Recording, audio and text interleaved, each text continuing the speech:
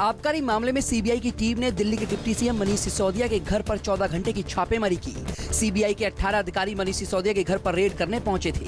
CBI की team छापेमारी के बाद सिसोदिया के घर से महत्वपूर्ण दस्तावेज, फोन, लैपटॉप और इलेक्ट्रॉनिक डिवाइस अपने साथ ले गई। सीबीआई ने एक्साइज घोटाले मामले में सिसोदिया समेत 15 लोगों के खिलाफ केस दर्ज किया है, जिसमें सिसोदिया को नंबर 1 आरोपी बनाया गया है। सिसोदिया के घर पर सुबह 8:30 बजे से रात 10:30 बजे तक सीबीआई की छापेमारी हुई।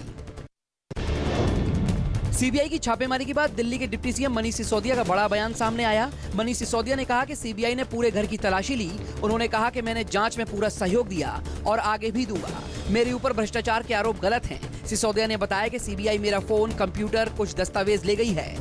उन्होंने कहा कि हम लोग कट्टर ईमानदार हैं, मैंने कुछ गलत नहीं किया। सिसोदिया ने केंद्र पर निशाना साधते हुए कहा कि सीबीआई का दुरुपयोग किया जा रहा है, सीबीआई को ऊपर से कंट्रोल किया जा रहा है।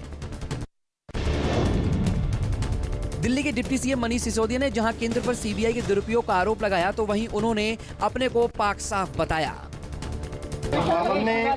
हमारी फैमिली ने पूरा सहयोग दिया जांच में, और आगे भी जो जांच होगी इस पूरे मामले में हम पूरा सहयोग देंगे। हमने कुछ गलत नहीं किया, हमने कहीं कोई भ्रष्टाचार नहीं किया, इसलिए हम डरते भी नहीं। डिप्टी सीएम मनीष सिसोदिया के घर रेड करने के लिए सीबीआई की 18 सदस्यीय टीम पहुंची थी, जिनमें एक महिला अधिकारी भी शामिल थी।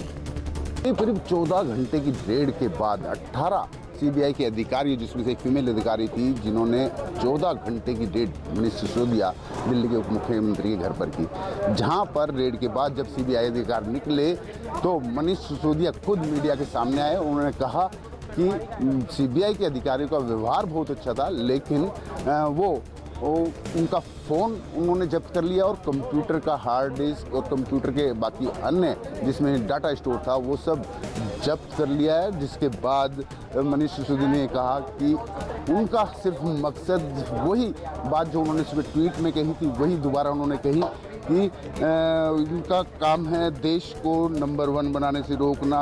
स्वास्थ्य सेवाएं, शिक्षा सेवाएं जो हैं उनको, जो अच्छे काम हो रहे हैं दिल्ली में, उनको रोकना सरकार का काम है। सीबीआई की टीम बाहर निकल रही है डिप्टी सीएम मनीष सिसोदिया घर से बाहर। 3-4 गाड़ियां हैं, इसमें बहुत से दस्तावेज है। जो सबसे बड़ा सवाल था कि क्या आज गिरफ्तारी होगी, लेकिन ऐसा नहीं लगता कि आज सीबीआई ने कोई गिरफ्तारी की है। हाँ, दस्तावेज बहुत बरामद किए हैं, जैसा कि उन्होंने पहले भी बताया था कि बहुत से इलेक्ट्रॉनिक डिवाइस और दस्तावेज फाइल्स बरामद किए हैं और सीबीआई की टीम लेके निकल रही है। दरअसल में आज करीब 15 घंटे से ज्यादा की रेड हुई है। डिप्टी सीएम के घर के अंदर मनीष सिसोदिया से पूछताछ हुई है, उनके घर में जितने भी लोग थे उनसे पूछताछ हुई है और 15 घंटे से करीब ज्यादा पूछताछ हुई है। इस वक्त जो है 10:30 बज रहे हैं रात के और सुबह 7:30 बजे ये रेड शुरू हुई थी। और मनीष सिसोदिया ही नहीं बल्कि 21 ठिकाने और 7 राज्यों के 21 ठिकानों पर छापेमारी की गई है। जिस तरीके से लंबी रेड हुई, ऐसा अंदेशा था, ऐसी आशंका जताई जा रही थी, लोग कयास लगा रहे थे गिरफ्तारी को लेकर के, लेकिन सीबीआई की टीम निकल चुकी है और आज जो है ऐसी कोई बात नहीं हुई है, लेकिन ये जांच पड़ताल लंबी चलेगी। प्रिवेंशन ऑफ करप्शन एक्ट के तहत मामला दर्ज करने के बाद सीबीआई ने ताबड़तोड़ तमाम जगहों पर छापेमारी की है। नई आबकारी नीति में जो गड़बड़ घोटाला है उसको लेकर के ये सारी कार्रवाई हुई है और इतनी लंबी पूछताछ के बाद सीबीआई की टीम यहां से निकल चुकी है। अब देखना होगा कि आगे सीबीआई इस केस में कहां तक जाती है और कौन से लोग इसकी जद में आते हैं। प्रशांत देव, न्यूज़ 24, दिल्ली। दिल्ली के डिप्टी सीएम मनीष सिसोदिया के घर पर सीबीआई की रेड के बीच उपराज्यपाल वीके सक्सेना के आदेश पर नौकरशाही में अचानक बड़ा फेरबदल हुआ। एलजी विनय कुमार सक्सेना ने तत्काल प्रभाव से 12 आईएएस अधिकारियों का तबादला करने का आदेश दिया। ट्रांसफर किए गए आईएएस अफसरों में जितेंद्र नारायण, अनिल कुमार सिंह और उदित प्रकाश राय जैसे बड़े नाम शामिल हैं। दिल्ली सरकार की सेवा विभाग से उप सचिव अंजू मंगला की ओर से भी आईएएस अफसरों को तत्काल प्रभाव से नया पदभार संभालने के आदेश जारी किए गए हैं। कॉमेडियन राजू श्रीवास्तव की तबीयत स्थिर बनी हुई है। राजू श्रीवास्तव की तबीयत में सुधार हो रहा है, ये खुद उनके छोटे भाई दीपू श्रीवास्तव ने बताया। आप सबके चहेते हमारे बड़े भाई गजोदर भैया, राजू जी, आईसीयू में तो हैं ही हैं, एम्स हॉस्पिटल में है, दिल्ली में, सभी जानते हैं, पूरा देश दुनिया हर जगह दुआ हो रही उनकी, और आपकी दुआएं काम कर रही हैं। और देश का सबसे अच्छा हॉस्पिटल एम्स और उसके भी सबसे अच्छे देश के डॉक्टर अपना 100% दे रहे हैं, अच्छी रिकवरी हो रही है और अच्छा इलाज चल रहा है। उत्तराखंड में शुक्रवार को बीजेपी की नई टीम के लिए बैठक हुई। उत्तराखंड कोर ग्रुप के नेताओं ने राष्ट्रीय संगठन के महामंत्री बीएल संतोष से मुलाकात की। पिछले हफ्ते भी राष्ट्रीय संगठन महामंत्री बीएल संतोष के साथ बैठक हुई थी। बैठक में संगठन की नई टीम और लाभ के पदों को भरने को लेकर चर्चा हुई। बैठक में राष्ट्रीय संगठन महामंत्री बीएल संतोष, प्रभारी दुष्यंत गौतम, सह प्रभारी रेखा वर्मा, प्रदेश अध्यक्ष महेश भट्ट और प्रदेश संगठन महामंत्री अजय कुमार मौजूद रहे। आज दिल्ली कांग्रेस के कार्यकर्ता मनीष सिसोदिया के घर का घेराव करेंगे। दिल्ली प्रदेश कांग्रेस के अध्यक्ष अनिल चौधरी के नेतृत्व में आबकारी मंत्री मनीष सिसोदिया के इस्तीफे की मांग करेगी। आज सुबह 10:30 बजे राउस एवेन्यू में आम आदमी पार्टी कार्यालय पर कांग्रेस कार्यकर्ता पहुंचेंगे और डिप्टी सीएम के इस्तीफे की मांग करेंगे। बता दें कि शराब नीति घोटाले को लेकर सीबीआई ने मनीष सिसोदिया समेत 15 लोगों पर केस दर्ज किया है। इसी के तहत शुक्रवार को उनके घर पर करीब 14 घंटे सीबीआई ने छापेमारी की थी। शिवसेना नेता आदित्य ठाकरे ने सीएम शिंदे पर निशाना साधा है। उन्होंने कहा कि सीएम शिंदे को दिन रात हमारी याद आती रहती है, इसके बिना एक दिन भी उनकी राजनीति नहीं चलती। मैं उन्हें शुभकामनाएं देता हूं। साथ ही आदित्य ठाकरे ने तंज कसते हुए कहा कि मैच्योर आदमी आज राजनीति पर बात नहीं करेगा। आपको बता दें कि सीएम शिंदे ने 1.5 महीने पहले महाराष्ट्र में दही हांडी फोड़ने वाले बयान पर आदित्य ठाकरे ने पलटवार किया है। राजस्थान में एक के बाद एक साधुओं की हत्याएं, मॉब लिंचिंग और कानून व्यवस्था को लेकर बीजेपी गहलोत सरकार को घेरने जा रही है। बीजेपी प्रदेश अध्यक्ष सतीश पूनिया की अगुवाई में जयपुर में आज विशाल प्रदर्शन करेगी। बीजेपी ने आरोप लगाते हुए कहा कि राजस्थान का दुर्भाग्य है कि कांग्रेस सरकार को 3.5 सालों में कोई पूर्णकालीन गृह मंत्री नहीं मिला। बीजेपी का प्रदर्शन राजस्थान में बिगड़ी कानून व्यवस्था, साधु संतों पर अत्याचार, भीड़ हिंसा समेत कई मुद्दों को लेकर होगा। उमा भारती के रिश्तेदार और बीजेपी नेता प्रीतम सिंह लोधी को पार्टी से निष्कासित कर दिया गया है। ब्राह्मण समाज पर टिप्पणी करने पर पार्टी ने उनके खिलाफ ये कार्रवाई की है। वहीं पार्टी ने प्रीतम लोधी से उनके बयान पर नोटिस जारी कर जवाब मांगा गया था। लोधी ने अपने बयान में लिखित में माफी मांगी थी, लेकिन पार्टी उनके लिखित जवाब से संतुष्ट नहीं हुई और उन्हें पार्टी से निष्कासित कर दिया गया। वहीं बीजेपी का कहना है कि वो सभी धर्मों का सम्मान करती है, सभी समाज का सम्मान करती है। आज झारखंड के मुख्यमंत्री हेमंत सोरेन ने अपने आवास पर यूपीए विधायकों की बैठक बुलाई है। सीएम आवास पर सभी विधायकों को 11 बजे तक पहुंचने को कहा गया है। वैसे तो ये बैठक प्रदेश में सूखे की समस्या पर बुलाई गई है, पर सियासी गलियारों में चर्चा जोरों पर है कि इस बैठक में आज हेमंत कोई बड़ा फैसला कर सकते हैं। बता दें कि खदान लीज मामले में इलेक्शन कमीशन ने सुनवाई पूरी कर ली है, वो इस पर जल्द ही फैसला सुना सकती है। ऐसे में अगर हेमंत दोषी करार दिए जाते हैं तो अगला कदम क्या होगा, इस पर भी इस बैठक में रणनीति बन सकती है। रक्षा मंत्री राजनाथ सिंह आज हरियाणा के पंचकुला में बीजेपी प्रदेश कार्यालय का लोकार्पण करेंगे। ये कार्यक्रम शाम 3 बजे आयोजित होगा। राजनाथ सिंह के पहुंचने से पहले ही बीजेपी स्टेट ऑफिस के लोकार्पण समारोह को लेकर सभी तैयारियां पूरी कर ली गई हैं। नए भवन के साथ ही अगस्त माह के बाद बीजेपी में ज्वाइनिंग भी की जाएगी। इस कार्यालय में आईटी, मीडिया और सोशल मीडिया के लिए अलग अलग कमरे और जिलाध्यक्ष, प्रदेश पदाधिकारियों के लिए कमरे की व्यवस्था की गई है। प्रशांत किशोर ने जेडीयू से बाहर होने पर बड़ा बयान दिया है। उन्होंने कहा कि सीएए, एनआरसी के मुद्दे पर जेडीयू में विरोधाभास था। प्रशांत किशोर का कहना है कि उन्होंने सीएए, एनआरसी का विरोध किया था और नीतीश कुमार ने कहा था कि बिहार में ये लागू नहीं होगा। सीएए, एनआरसी के मुद्दे पर हमारे और जदयू के नेतृत्व में उस समय कुछ मतभेद हुआ। पार्टी में ये तय किया गया था कि हम लोग सीएए, एनआरसी के विरोध में रहेंगे। पार्लियामेंट में पार्टी ने वोट किया उसके फेवर में। उसके बाद जब नीतीश जी से मेरी बात हुई, उन्होंने कहा कि पार्लियामेंट में जो वोट हुआ है उसमें मेरी सहमति नहीं है, मैं कहीं गौरे पर था। हैदराबाद पुलिस ने शुक्रवार को बीजेपी विधायक टी राजा सिंह को गिरफ्तार कर लिया। विधायक ने stand up comedian Munawar Faruqui के आज होने वाले शो के आयोजन स्थल को जलाने की धमकी दी थी। जब राजा सिंह अपने समर्थकों के साथ शिल्पा कला वेदिका जा रहे थे, उसी वक्त हैदराबाद पुलिस ने उन्हें गिरफ्तार कर बोलाराम पुलिस स्टेशन भेज दिया। वहीं इस गिरफ्तारी के विरोध में टी राजा सिंह के समर्थकों ने राज्य सरकार और मुख्यमंत्री के चंद्रशेखर राव के खिलाफ नारेबाजी भी की। बीजेपी के राष्ट्रीय अध्यक्ष जेपी नड्डा आज हिमाचल में सिरमौर के एक दिन के दौरे पर रहेंगे। जेपी नड्डा और सीएम जयराम ठाकुर आज पावंटा साहिब में जनसभा को संबोधित करेंगे। बीजेपी राष्ट्रीय अध्यक्ष हिमाचल प्रदेश के गठन के 75वें साल में प्रवेश करने पर पावंटा साहिब में आजादी के अमृत महोत्सव के उपलक्ष्य पर आयोजित होने वाले कार्यक्रमों में मुख्य अतिथि के तौर पर शिरकत करेंगे।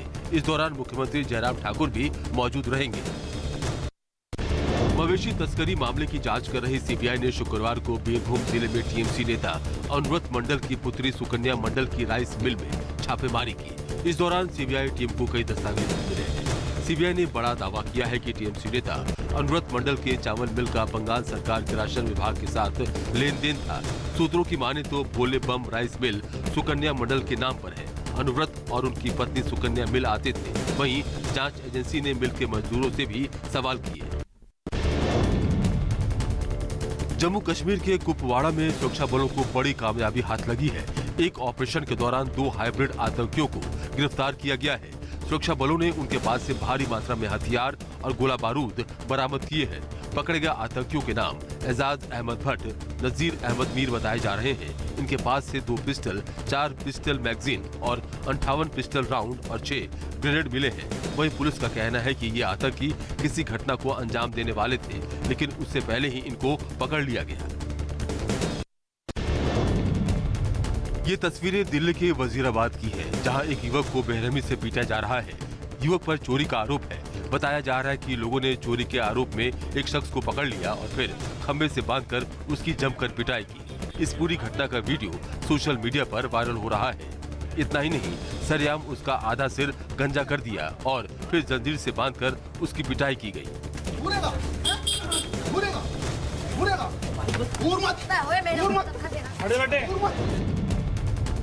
प्रगतिशील समाजवादी पार्टी लोहिया के राष्ट्रीय अध्यक्ष शिवपाल सिंह यादव ने कांग्रेस में शामिल होने की अफवाहों का खंडन किया। उन्होंने इन अटकलों को फर्जी बताया। साथ ही उन्होंने कहा कि वे 2024 के आम चुनावों में विपक्ष को एक मंच पर लाने के लिए कोशिश कर रहे हैं।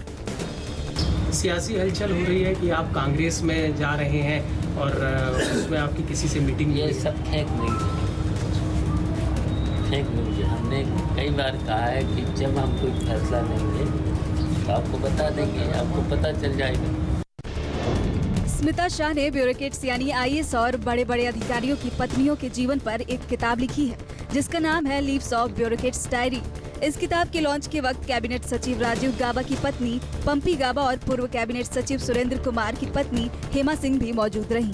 I am overwhelmed by the response people have given to my book, and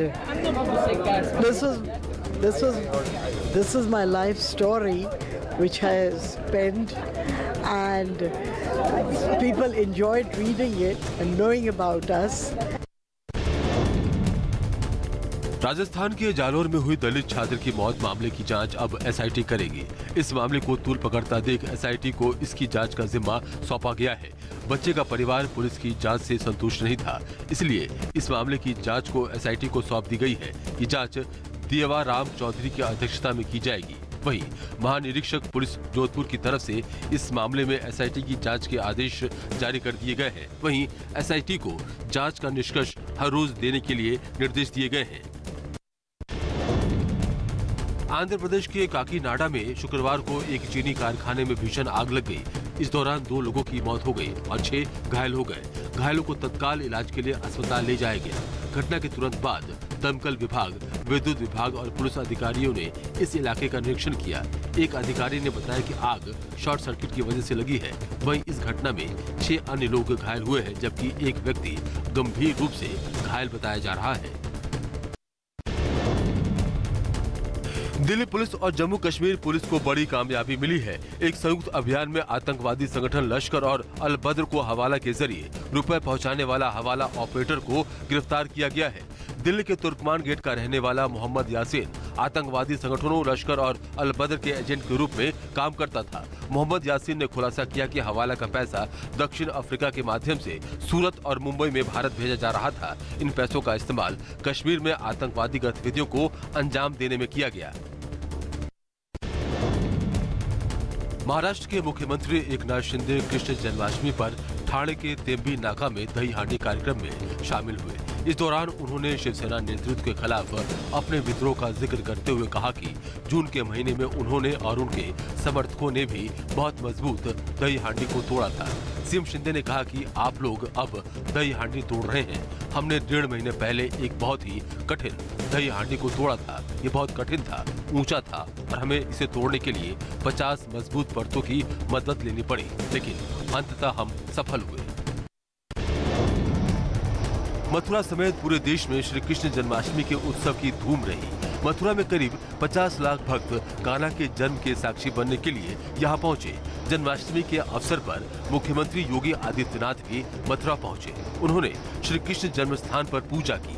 रात 12 बजे कान्हा ने जन्म लिया तो श्री कृष्ण जन्मस्थान परिसर जयकारों से गूंज उठा। मथुरा के श्री कृष्ण जन्मस्थान पर महाभिषेक का ये दौर 12:40 तक चला। इसके बाद ठाकुर जी की श्रृंगार आरती की गई। श्री कृष्ण जन्माष्टमी पर मथुरा से लेकर द्वारका तक भगवान कृष्ण के जन्मोत्सव की धूम रही। केंद्रीय गृह मंत्री अमित शाह अहमदाबाद के इस्कॉन मंदिर पहुंचे, जहां उन्होंने भगवान श्री कृष्ण की पूजा की। इस दौरान उनके परिवार के लोग भी मौजूद रहे। तो वहीं द्वारका स्थित द्वारकाधीश मंदिर को भी श्री कृष्ण जन्माष्टमी पर भव्य तरीके से सजाया गया। द्वारकाधीश मंदिर में भगवान श्री कृष्ण के दर्शन के लिए भक्तों की भारी भीड़ रही। अपने आराध्य के दर्शन के लिए कृष्ण भक्तों में भारी उत्साह देखने को मिला।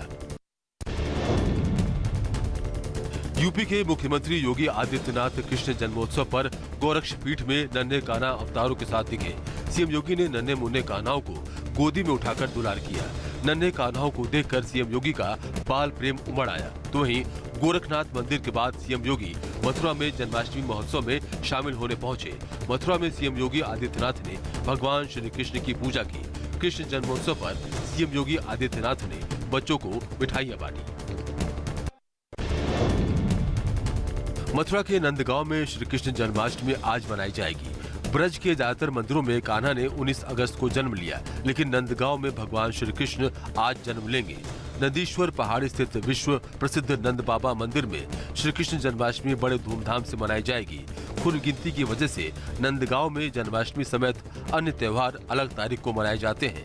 नंदगांव में प्रचलित रीति रिवाज के अनुसार रक्षाबंधन के 8 दिन के बाद ही श्री कृष्ण जन्माष्टमी मनाई जाती है। भोपाल में भी जन्माष्टमी का पर्व धूमधाम से मनाया गया। सीएम शिवराज सिंह चौहान ने आवास पर परिवार के साथ बड़े हर्ष और उल्लास के साथ जन्माष्टमी का त्योहार मनाया। सीएम शिवराज ने अपने घर पर भगवान श्री कृष्ण की पूजा भी की। इस अवसर पर उनकी पत्नी भी मौजूद थी। तो वहीं इस मौके पर सीएम शिवराज ने दही हांडी भी फोड़ी। ग्वालियर में भी मध्य प्रदेश के गृह मंत्री नरोत्तम मिश्रा ने सेंट्रल जेल में कैदियों के साथ श्री कृष्ण जन्माष्टमी मनाई। इस मौके पर उन्होंने कैदियों को बड़ी सौगात दी है। उन्होंने कैदियों की 1 महीने की सजा माफ कर दी है। श्री कृष्ण जन्माष्टमी के मौके पर जहां देश भर में दही हांडी की धूम रही, तो वहीं मुंबई में गोविंदा बन लड़कियों ने जमकर धमाल मचाया। मुंबई के दादर में दही हांडी प्रतियोगिता का आयोजन किया गया, जिसमें जोश के साथ बड़ी संख्या में लड़कियों ने हिस्सा लिया। दही हांडी के लिए उतरी महिला गोविंदाओं की टीम ने मटकी फोड़कर नाचती गाती नजर आई। दही हांडी उत्सव को देखने के लिए भारी भीड़ उमड़ी थी। महिला गोविंदाओं की मटकी फोड़ने का वीडियो सोशल मीडिया पर खूब वायरल हो रहा है। श्री कृष्ण जन्माष्टमी पर आयोजित दही हांडी उत्सव को मनाने में बॉलीवुड भी पीछे नहीं रहा। बॉलीवुड एक्टर अर्जुन कपूर ठाणे के संकल्प प्रतिष्ठान के दही हांडी उत्सव में पहुंचे। इस मौके पर अर्जुन कपूर ने गोविंदाओं का जोश बढ़ाने के साथ स्टेज पर लगी मटकी को फोड़ा। दही हांडी उत्सव को देखने के लिए गोविंदा भक्तों की भारी भीड़ उमड़ी थी। अपने चहेते अभिनेता को अपने बीच पाकर लोग काफी खुश दिखे। इस मौके पर गोविंदाओं ने नाच गाकर हांडी उत्सव मनाया। यूपी के गाजियाबाद से एक हैरान करने वाला मामला सामने आया है। यहाँ एक शख्स अपनी पत्नी को सड़क पर भगा भगा कर पीट रहा है। इस घटना का एक सीसीटीवी सामने आया है, जिसमें नजर आ रहा है कि कैसे ये शख्स सड़क पर दौड़ रही एक महिला जो अपनी जान बचाने के लिए सड़क पर इधर उधर भाग रही है, उसको गिराकर पीट रहा है। ये घटना गाजियाबाद के कविनगर में महेंद्र एनक्लेव की है। महिला की माने तो उसका कसूर इतना था कि उसने अपने शराब पिए हुए पति को घर आते वक्त सब्जी लाने को बोल दिया। वहीं पुलिस ने आरोपी समेत 2 लोगों को गिरफ्तार कर लिया है। जम्मू में लगातार होती बारिश लोगों के लिए मुसीबत बन गई है। यहाँ आए दिन लैंडस्लाइड हो रहे हैं। ताजा मामला तलवाड़ा का है, जहाँ विस्थापित कॉलोनी से सटे पहाड़ पर लैंडस्लाइड हुआ है, जिसमें करीब 10 घरों को नुकसान पहुंचा है। कई घरों में पानी के साथ मलबा घुस गया है, जिससे लोगों को भारी नुकसान हुआ है। हालांकि जब ये लैंडस्लाइड हुआ उस वक्त घरों में कोई इंसान नहीं था। हालांकि घरों में रखा सामान मलबे और पानी की भेंट चढ़ गया। राजस्थान के कोटपुतली में नगर निगम और प्रशासन अतिक्रमण के खिलाफ अभियान चला रहा है, लेकिन इस कार्रवाई के बीच आ रहा है एक मंदिर जो करीब 150 साल पुराना बताया जा रहा है। यहाँ के लोगों का कहना है जैसा अलवर के राजगढ़ में हुआ वैसा यहाँ नहीं होने देंगे। वहीं नगर निगम इस मंदिर को हटाकर कहीं और शिफ्ट करना चाहता है, लेकिन यहाँ के लोग इस बात से सहमत नहीं हैं। लोगों का कहना है कि कोटपुतली ही नहीं बल्कि आसपास के लोगों की भी धार्मिक भावनाएं इस मंदिर से जुड़ी हैं।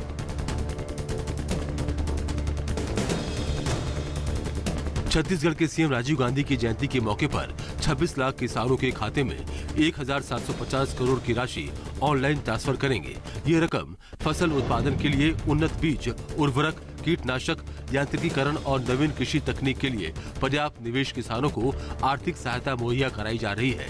इस योजना के तहत किसानों को इस साल पहली किश्त दी जा चुकी है। अब किसानों को आज दूसरी किश्त दी जानी है। ये राशि छत्तीसगढ़ सरकार की राजीव गांधी किसान न्याय योजना और गोधन न्याय योजना के तहत दी जाएगी। महाराष्ट्र में 2 साल के बाद शुक्रवार को धूमधाम के साथ दही हांडी उत्सव मनाया गया। शुक्रवार को मटकी फोड़ प्रतियोगिता के दौरान करीब 23 लोगों के घायल होने की खबर है। मुंबई में दही हांडी समारोह के दौरान घायलों की संख्या पर पीएमसी ने बताया कि कुल 111 लोग घायल हुए हैं, जिनमें से 88 का इलाज कर उन्हें डिस्चार्ज कर दिया गया है। हालांकि इस दौरान गनीमत ये रही कि कोई अप्रिय घटना नहीं हुई। राजस्थान के पाली में भीषण सड़क हादसा सामने आया, जहां तेज रफ्तार ट्रक ने एक ट्रैक्टर ट्रॉली को जोरदार टक्कर मार दी, जिसमें 5 लोगों की मौके पर ही मौत हो गई, जबकि 25 यात्री गंभीर रूप से घायल हो गए। घायलों में ज्यादातर महिला और बच्चे हैं। घायलों को गंभीर हालत में अस्पताल में भर्ती कराया गया है, जहां उनका इलाज चल रहा है। ये हादसा उस वक्त हुआ जब ट्रैक्टर ट्रॉली जातरुओं से रामदेवरा जा रही थी। हादसा सुमेरपुर नेशनल हाईवे के पालरी रोड पर हुआ।